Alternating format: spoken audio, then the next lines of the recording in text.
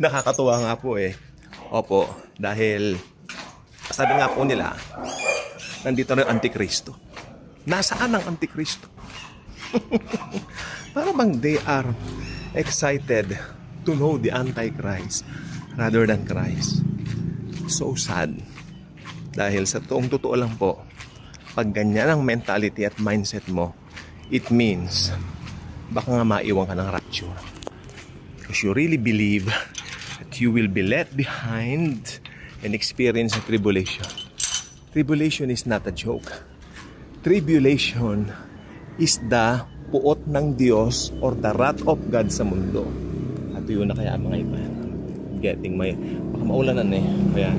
So, yeah. Ito po yung wrath of God na ibubuhos po sa buong mundo. At mararanasan po ito ng mga maiiwan. Naiwan dahil hindi na nampalataya kay Kristo. That's the simple reason. Bakit po naiwan? Hindi po ang kung ano man dahilan. So maganda po talaga na alam natin yung totoo. According to the Bible, siyempre, we cannot have just parang mga haka-haka na parang dahil sinabi, natutunan mo sa relihiyon mo, natutunan mo sa pastor mo. Actually, dangerous sa mga ganyan eh. That's a dangerous reason. Because I learned it from my pastor. I learned it sa congregation, sa ganyan. Parang yun na ang ginawa mong batayan mo ng pananampalataya mo. O naging basihan na ito para ikaw ay maligtas. Hindi po ganon. Dahil meron pong ultimate truth ang Biblia.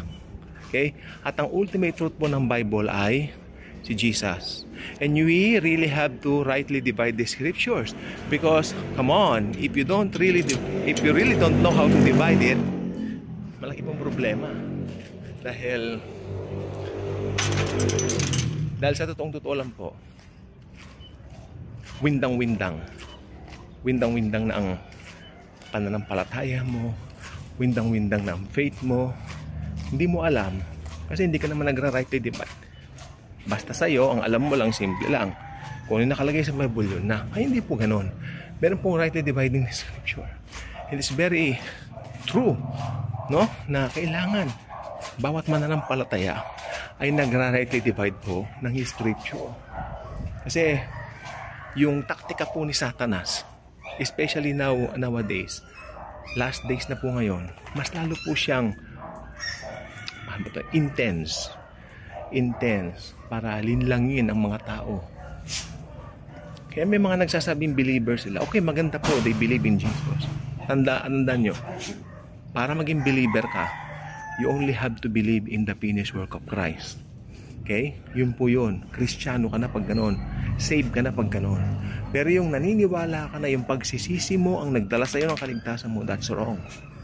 Yung pagsisisi po, metanoia, change of mind, hindi po siya nagliligtas. Ang nagligtas po sa iyo si Kristo. Believe in the Lord Jesus and you will be saved. Actually, pag naniwala kay Jesus, nagsisi ka na noon. Kasi yung metanoia, change of mind, nagbago ang isip mo sa mga maling paniniwala nung araw. At ngayon meron ka ng bagong puso. May bago ka ng pagnanasa. Ang pinagnanasaan mo ngayon, hindi ni pinagnanasaan ng mundo. Ang pinagnanasaan mo ngayon ay ang mga bagay ng Diyos. Tungkol sa Diyos. At makapagpapaligaya sa Diyos. Okay? So, yes. Pure grace message, simple lang po. It's about Jesus Christ. Wala po tayong parte. Okay? In order for you to have a part, well, that's not Christianity, that's religion. And you are being deceived. That's why you really need to repent. Ikaw ang dapat mag-repent kung ganyan ang paniniwala mo.